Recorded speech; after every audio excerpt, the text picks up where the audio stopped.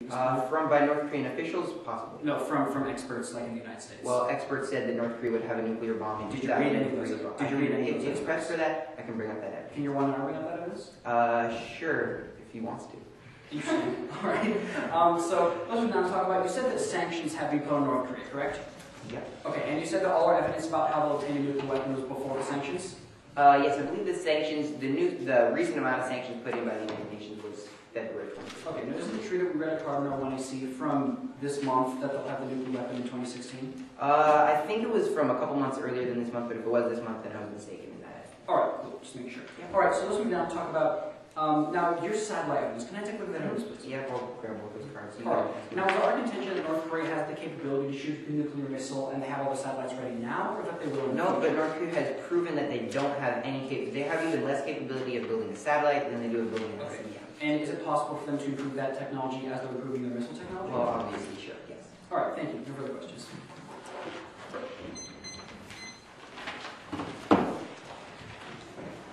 Thank you.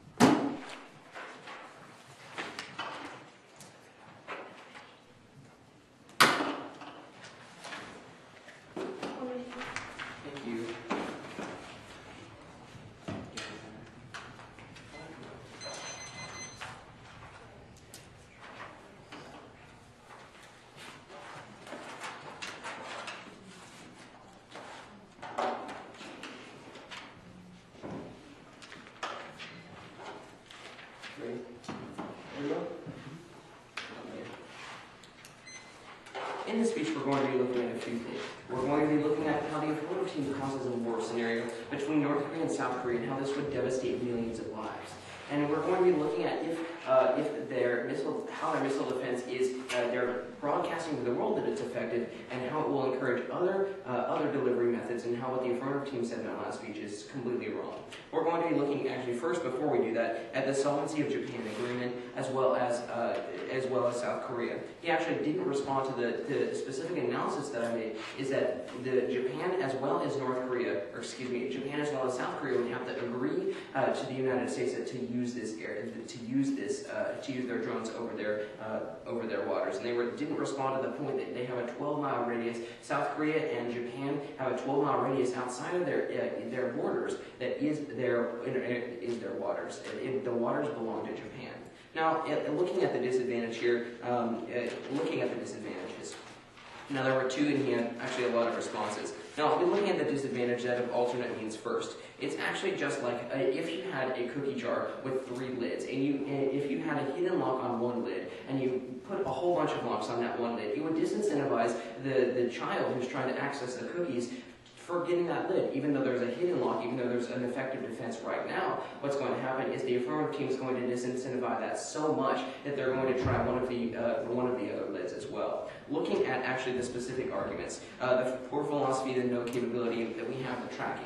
Now, first of all, the poor philosophy point. Now, the piece of evidence, I actually looked at it back at the table. It was not, the article was not recommending drones. It said it was not recommending the specific policy that the United States and NATO had in that one instance. He was not saying all missile defense is bad. The affirmative team tried to extrapolate and say that that's what he's trying to say, it's what he's trying to get at, but that's not what he said in the article. So you should disregard this point. Looking at a second point here, talking about no capability, how they don't have this cruise missile technology. Now, the affirmative team, they don't have an, the North Korea does not have an ICBM currently either. They will develop this cruise missile after the affirmative team's proposal is passed, and they broadcast to the world that they have a credible and effective missile defense. And that is why the alternate means, that's why there will be, that's why North Korea will pursue alternate means in cruise missiles as well as smuggling.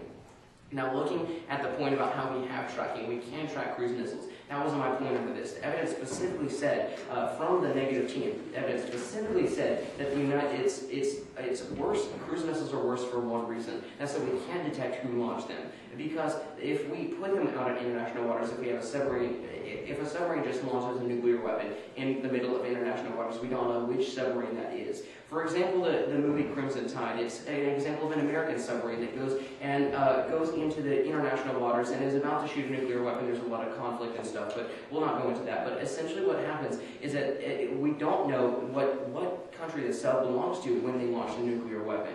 And that's the important point here. It's not that we can track the nuclear weapon, it's that we don't know who launched it.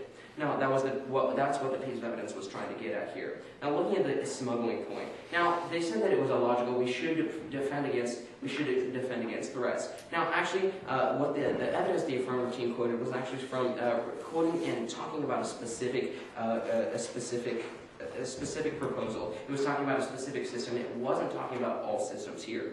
Looking at the disadvantage of war, and they talked about who's more credible, Postal or Lewis, and they said, in the evidence, he said that it doesn't need to be over North Korean shore. It doesn't need to be on North Korean shores, it just needs to be in the seas. Actually, in the piece of evidence, it said it needs to be in the North Korean shore, or the Sea of Japan, or in South Korea's waters. Now, we see in all of these issues, and all of these reasons, these three proposals that the affirmative team brought up, in the specific evidence here, all of these belong to another nation. Like the Japanese waters, they are Japanese waters. We don't need to violate their sovereignty. We didn't ask them. They don't have sovereignty. The only remaining course left for the affirmative team, their quote-unquote best available technology, is to stick it where it will provoke war, and that is the impact here. Is that of war? They talked about how the United States has weakened the North Korean force, but they didn't provide evidence, and the evidence still stands that North Korean forces will overwhelm South Korean forces when regional war happens, and you'll get regional war if you vote for the affirmative team.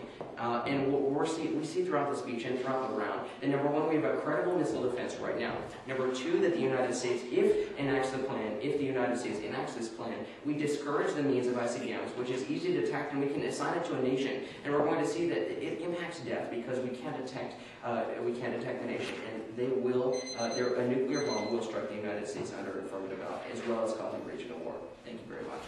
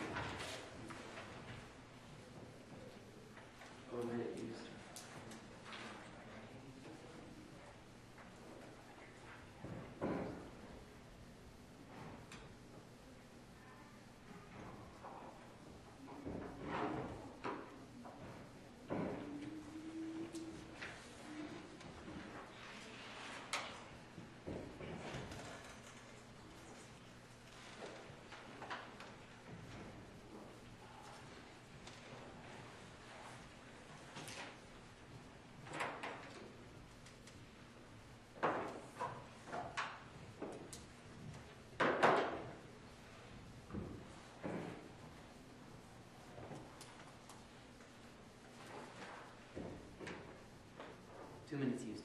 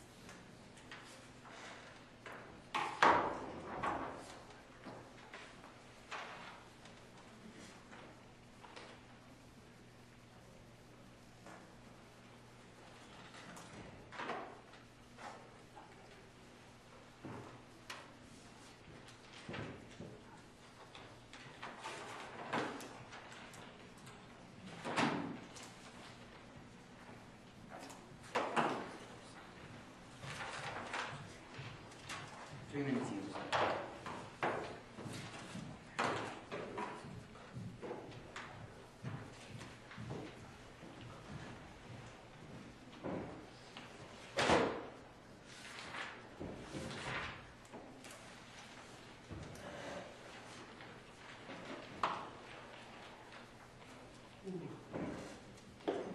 Three and a half used.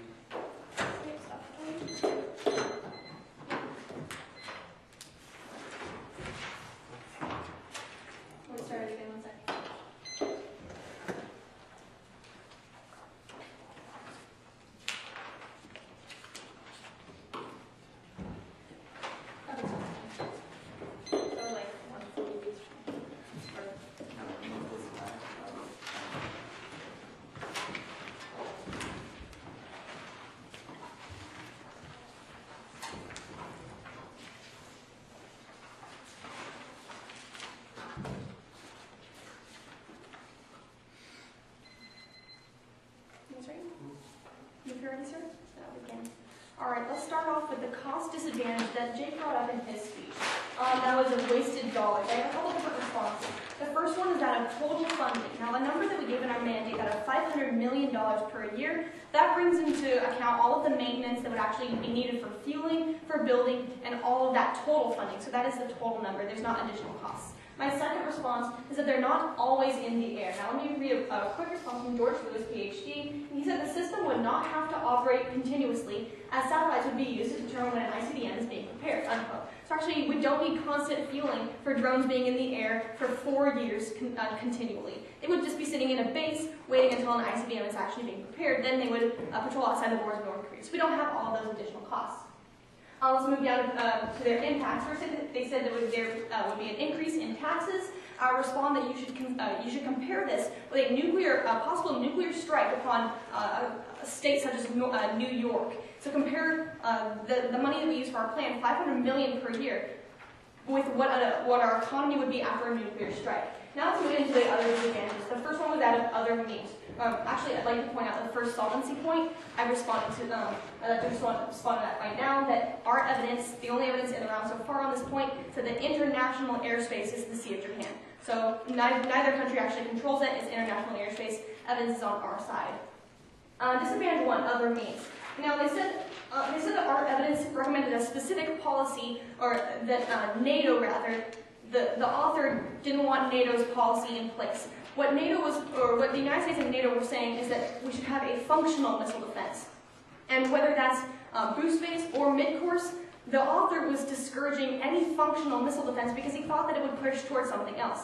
It's simply illogical. Even if we didn't quote them, I'm sure we could come up with that conclusion as well. Just because they could use other means doesn't mean we should let an ICBM strike us because, oh well, at least it wasn't a cruise missile. That doesn't make any sense at all. We should defend ourselves.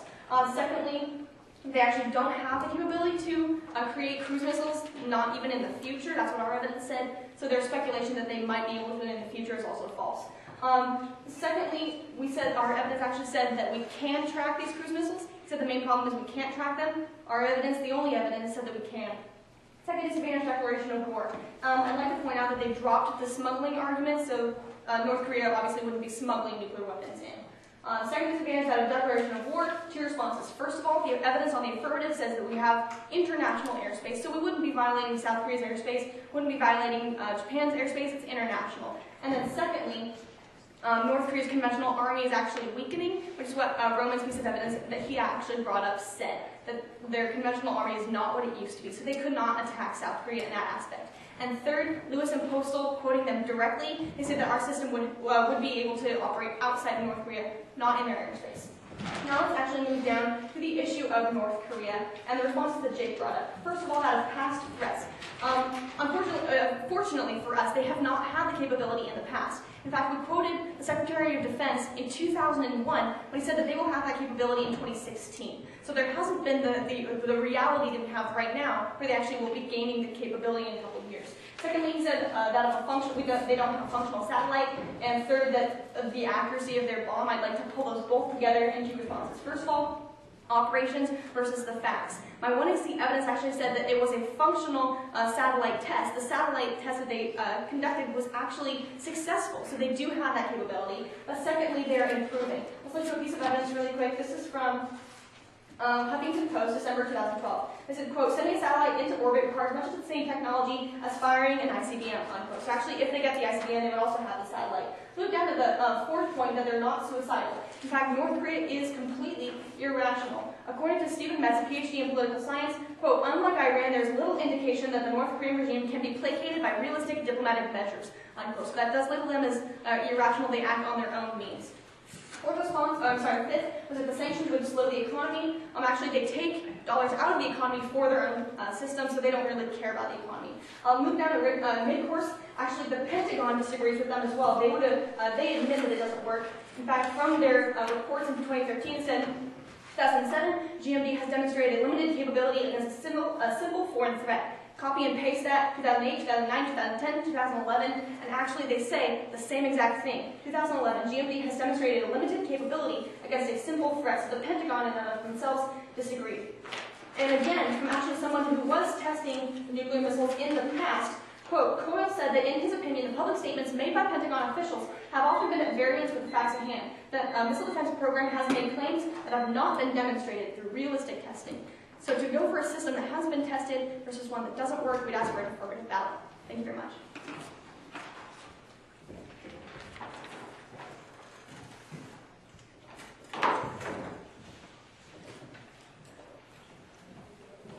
Can I start for a pen?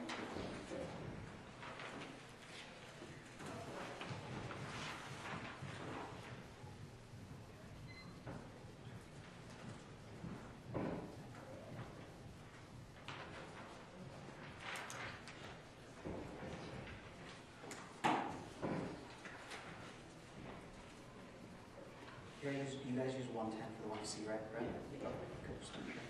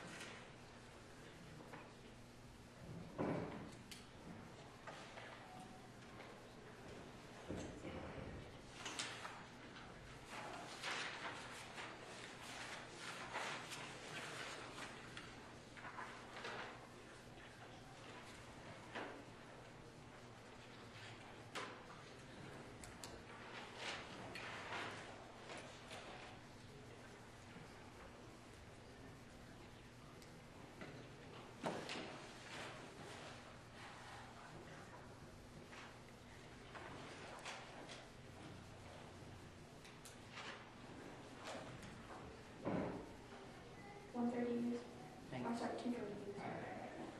Total chance.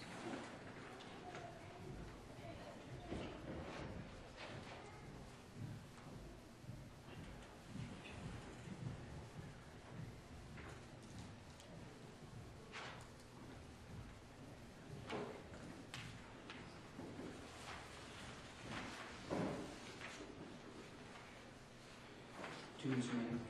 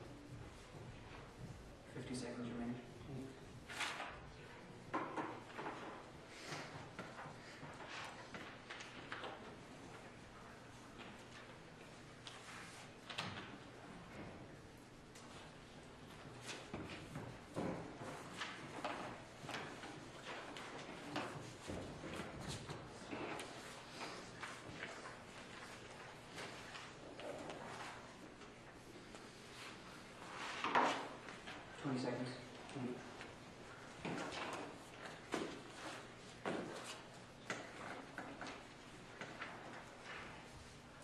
10 seconds.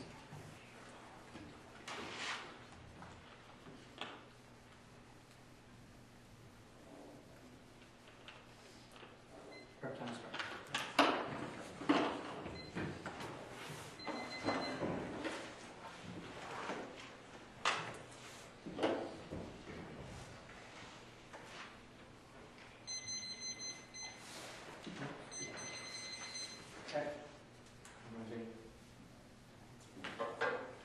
In this round, we're going to be boiling the issues down to 4 key issues we believe would cause you to stand and reject today's proposal by the affirmative team and vote for the negative team. We're going to be looking at 4 different main issues, a couple that my partner presented, a couple in my speech, and so let's jump right into the first one. The first one is of crisis created. Crisis created. Subpoint A under here is of the alternative launching method that my partner talked about. Now, Yusuf Boot, both teams agree that he's had some controversial statements that he's made on various things. However, his analysis still stands true, that by putting more missile defense into systems on top of our already effective missile defense systems that we have, is going to create a crisis, be it in terrorists or North Koreans being able to smuggle not only a cruise missile at the United States, but being able to even smuggle nuclear payload and detonate that inside the United States. The affirmative team has made the argument only about a cruise missile. However, there's also a nuclear payload that they can bring into the United States and detonate. So point B under here is dealing with the drones and where the drones are placed. Now, the affirmative team argues that the drones are going to be placed over international airspace. However, my partner has continually brought up the example of South Korea and Japan and how we violate their sovereign airspace. The affirmative team hasn't negotiated with us and hasn't conflicted with us on this argument whatsoever. My third response under here is that of irrational. The affirmative team has said that North Korea is an irrational country. So really, regardless of where this missile defense does end up, there's the threat of a conflict between North and South Korea. Also, since North Korea is an irrational actor, it doesn't really matter if North Korea can beat South Korea in a war or what have you. If a war were to occur, the economy and lives would be lost.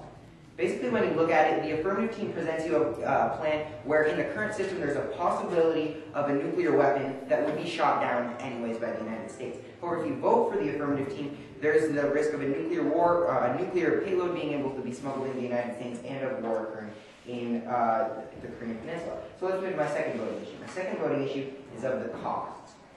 The cost. Megan said they read a number for the total funding. However, nowhere have they read a piece of evidence that says what their total amount of funding is. I'd ask you if they do read a piece of evidence in their next speech to disregard it, given we won't have time to respond to the given piece of evidence. However, if you look to the evidence we presented, it stated that it's going to cost millions and millions every day in operational feasibility. Megan's second response was that, well, the drones aren't always going to be in the air. However, there's always going to have to be some drones stationed in the air for them to be effective. They're always going to have to be put in 5. There's always going to have to be a few that are operational and over the country. We read evidence stating it's even going to cost money to have these drones. Even if they aren't in the air, there's still going to be an operational cost. Their plan doesn't work. It's going to cost money. It's going to end up increasing taxes on most likely the upper class with the amount of politicians we have in Washington. We'll see a lot less investment and economic growth in the United States. And secondly, we see the national defense reduced by the United States having less money. Let's move to their my third voting issue of North Korean capability. There's a couple things to keep in mind over here. First of all, from 2003. In 2003, the director of the CIA testified North Korea had a missile that could hit the United States. They didn't. North Korea, we have the Secretary of Defense saying North Korea can hit the United States. However, they said they read a piece of evidence from 2001. They haven't read a piece of evidence from 2001. That wasn't true. They said that the satellite launch was a success. However, the launch was a success. Yes, they got it into the atmosphere. However, it didn't operate inside the atmosphere. If they don't have an operational satellite, they won't be able to function. My third argument under here is of the economy. It doesn't matter that North Korea continues to pursue a nuclear weapon. With these sanctions, their economy has all but been shut down, and they won't be able to pursue a nuclear program. So let's move to my fourth and final voting issue, that the United States currently has a capable system. Megan's only response to all 6 of my arguments here was that the United States Pentagon and the government of the United States has stated that, well, there was limited capabilities back in 2011. There's a couple things that the affirmative team ignores here. First of all, they didn't respond to our evidence that countermeasures don't work, or that countermeasures don't succeed in distracting our missile defense system we have right now. So countermeasures aren't an issue for our current missile defense system. She also did respond to the fact that we've had government agencies say there's 90% success and 97% success when testings are done. Government agencies. We're both quoting government agencies. And, excuse me, third response here is the Secretary of Defense said we were covered. My fourth and final response here is that we just moved our missile defense right off the coast of the Koreas. We already have a missile defense system that's extremely close to where North Korea would be launching a test missile. So I'd like to end with this fact. That North Korea would need to launch 10 missiles to be able to hit the United States once. This has been done by government agencies similar to the one the affirmative team is citing. The technology always improves. Even from 2011, we've seen improved technology in 2013. So for these reasons, I would ask you to disregard the plan of the affirmative team and stick with the status quo to avoid the deadly cost that the affirmative team's plan arises. Thank you very much. And then can you tell us when we Yeah. run that time? Okay, thanks.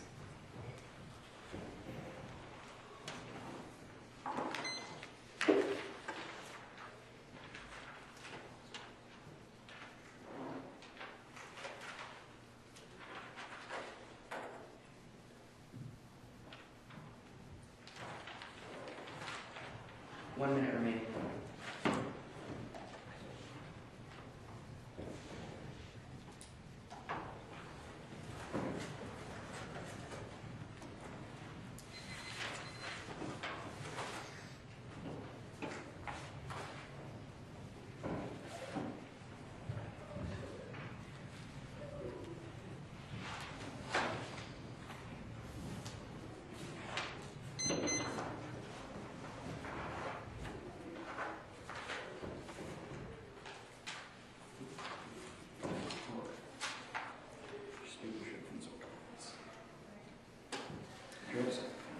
And the 19th?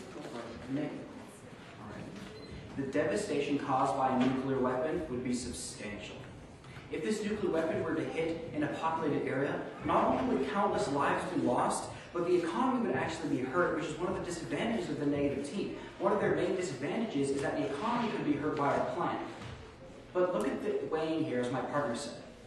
Look at $500 million out of the budget versus a nuclear weapon hitting a major city in the United States. Billions of dollars would be lost from that. Not only the life is obviously immeasurable as it comes to money, but even if you look at it from just a strictly money economic perspective, hitting a major city in the United States would cause massive economic devastation. That would be significant for the United States. Additionally, I'd like to point out that if we're really looking at it from a tax point of view, if these people die, then they won't be paying taxes anymore, so then taxes might have to be raised on the rest of people. Just to look at it from that's kind of depressing viewpoint, I will admit, but let's look at it from that analytical viewpoint, so to speak. We're going to look at the negative team's I can't remember. We're going to look at their voting issues in their last speech. The first voting issue of the negative team is basically about the crisis is created. And we're going to look at their two disadvantages here. Then we'll look at the cost one more specifically afterwards. So the two disadvantages were first of the alternative methods and second of the airspace violation. So let's go to alternative methods first. We're going to start with the smuggling argument. Now they said that we dropped the smuggling argument throughout the debate round. Actually, we didn't debate it. As my partner said in her last speech, they dropped my 2AC response. In my 2AC, I read a piece of evidence that no country has ever opted for smuggling because they want the control and the reliability of air conveyance, such as a missile. I actually read evidence for that in my 2AC. You can see it after the round if you want. I did read that evidence in my first speech. That was not responded to by the negative team, so smuggling is not an issue. On the issue of cruise missiles.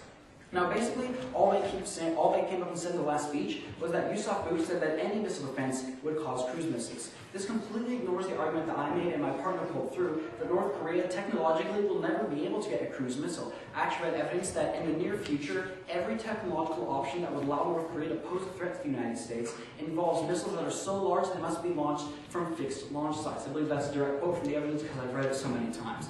Basically what it says there is that they're so large they can't be launched from a ship. They have to be launched from a fixed site. They are not mobile like that. On the second disadvantage of the international airspace, all that the negative team keeps coming up and saying is that we haven't responded to their analysis.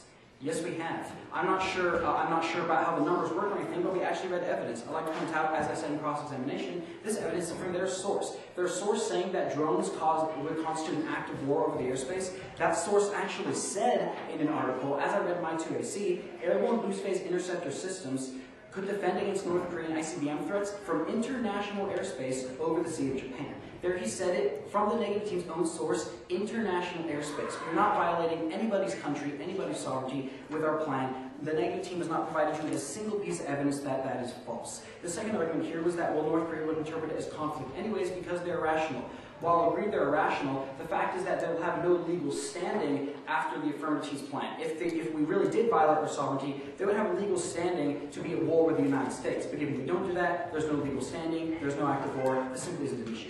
Now let's go down to the cost disadvantage of the wasted money. Now basically they said, we've had no evidence throughout today's debate round of our funding. They didn't ask for any. If they want us to read evidence of our funding, they needed to ask for that in the 1NC or the 2NC or in the cross-X or something.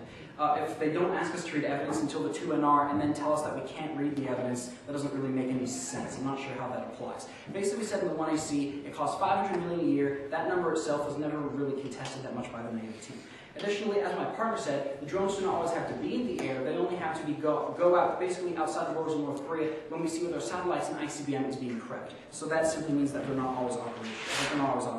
Let's go to the argument about mid-course defense. Now, the negative team said that basically they dropped all their arguments. However, my partner's two arguments responded to everything they said. The first was that according to an official report by the Department of Defense, mid-course basically doesn't work. And the second one my partner said was actually a quote from the former director of testing saying that Pentagon officials don't tell the truth about the testing, that basically they make it look better than it is. That means that all their evidence from the governmental agencies about it simply isn't true from this former director of testing saying how it works. On the argument of North Korea, now, my partner made the argument, and actually read evidence for this, that with North Korea's satellite technology, they'll get that around the time they get ICBM technology. So that means that when they have the ICBM, they have the satellite. That was read by evidence, with evidence from the affirmative team. So what we see at the end of the debate round is that North Korea is a threat to the United States. Our missile defense that we have now is confirmed to not work by the government. Our plan does not have a disadvantage and will only provide security for the United States, saving lives, saving the economy. So I ask you to vote for our plan, stopping the devastation caused by nuclear weapons. Thank you.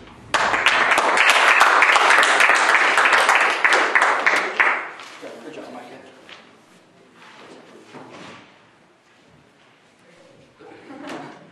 Thank you very much, sir. Thank you.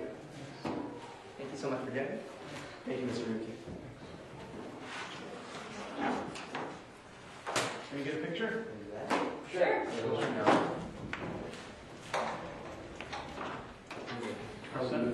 Like this. Send this picture to North Korea. Okay, 1, 2, 3. Good. Thank you. Awesome.